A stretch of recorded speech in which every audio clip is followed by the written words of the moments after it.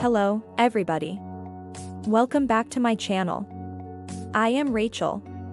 What's more, today I'll be letting you know folks how I saved a large number of dollars as a secondary school understudy, and how I keep on saving a great many dollars as a college understudy. The principal thing I need to say is practically similar to a disclaimer. I'm making an effort not to gloat about how much cash that I have saved. That isn't the goal of this video. As the main explanation, I'm letting you know folks that I saved thousands is to show you all that you can do it as well. I never brought in an immense measure of cash. My folks never gave me an immense measure of cash as a secondary school understudy. So I need to let you know folks exactly the way in which an ordinary individual can save huge number of dollars while they're still in secondary school, to provide you with a tad of my experience, so you can sort of comprehend what is going on somewhat better, and to sort of let you know folks what you can do too. I found a new line of work when I was 14 years of age, and that is similar to the lawful age here, where I inhabit most places in Queensland. Do you need to be like 14 or 14 and 9 months to get a relaxed or seasonal work? Furthermore, when I was 14, I applied to a lot of spots, found a new line of work at a little attire store. Also, I began working there on siestas and on ends of the week. Furthermore, perhaps once during the week from that minuscule attire store work that I got when I was 14 years of age, I had the option to purchase an iPhone. At the point when I was 15 years of age, I had the option to purchase my MacBook Air when I was 16 years of age. So these things that I bought while I was in secondary school with the little compensation that I was procuring in my attire store work. And keeping in mind that I had the option to do those things, which was so invigorating, I likewise wasn't restricted to doing different things. Like I actually went out to breakfast a great deal with my companions. I actually paid for every one of my different bills that I had, similar to my telephone charge, my vehicle charges, my vehicle protection and enrollment, petrol. I additionally had the option to purchase garments and head out to the films. It wasn't like I was simply ready to purchase those things. I was as yet ready to have a great time and do the things I needed to do while I was putting something aside for the objectives that I had. Furthermore, similar to I said, the explanation I'm letting you know folks, this is on the grounds that I need to let you know folks what you can do to as a secondary school understudy, that you can presumably do much more than you want to. Also, you can presumably do far more than I did too. I simply need to say that this video isn't about how to bring in cash. It is the means by which to set aside the cash that you have acquired. So the main tip that I have about setting aside cash is that you really want some kind of pay and you should be focused on acquiring that pay, whether that might be a seasonal work or an easygoing position like I had in a private venture or in a cheap food chain, or something to that effect, whether it implies concentrating on your own business, similar to a canine strolling business, or doing independent cosmetics or making something and selling it. Anything you do, you should have the option to have some kind of pay streaming into your financial balance. As I would like to think, it is really the best thing ever to find a new line of work as youthful as possible. It was probably the best thing I could possibly do to find a new line of work as youthful as possible, besides the fact that it permitted me to set aside cash since early on. It likewise assisted me with being exceptionally free and glean some significant knowledge of abilities, not just about how to work in the particular work that I was working in, however, in client support as a rule, as well as it showed me how to be reliable and on time and how to regard authority. It likewise gave me experience since early on, so I could put that on my resume for future positions and encounters, and that's what things like having some work since early on is simply so helpful. Furthermore, I don't actually know anybody that I've met now who wishes they didn't find a new line of work more youthful. I was quite possibly the earliest individual in my companion gathering, or even in my year level, to find a new line of work. Furthermore, they would place half of it in a different record that I was unable to contact until I was 18. I think it was 18.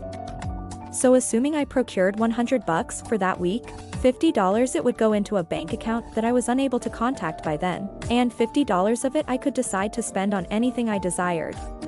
At the time I felt this was so irritating and I loathed getting it done.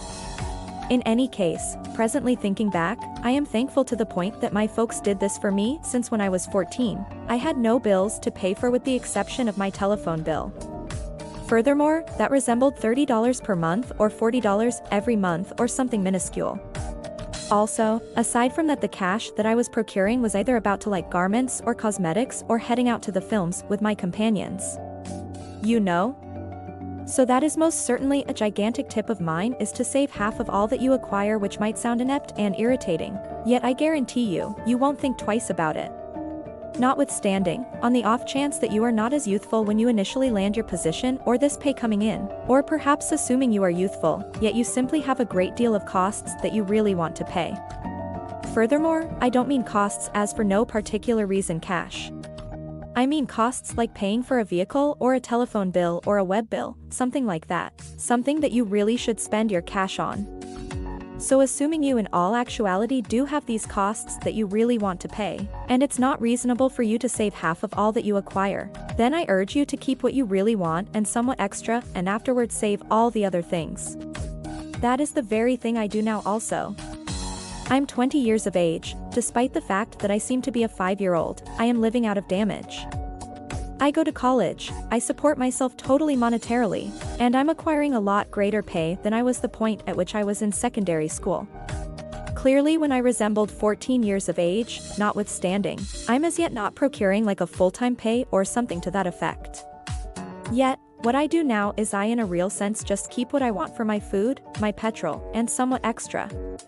If I have any desire to go out for lunch or, purchase another mascara or something that week, and afterward all the other things that I acquire disappears into changed accounts that go towards bills or reserve funds. So fundamentally keep what you really want and save all the other things.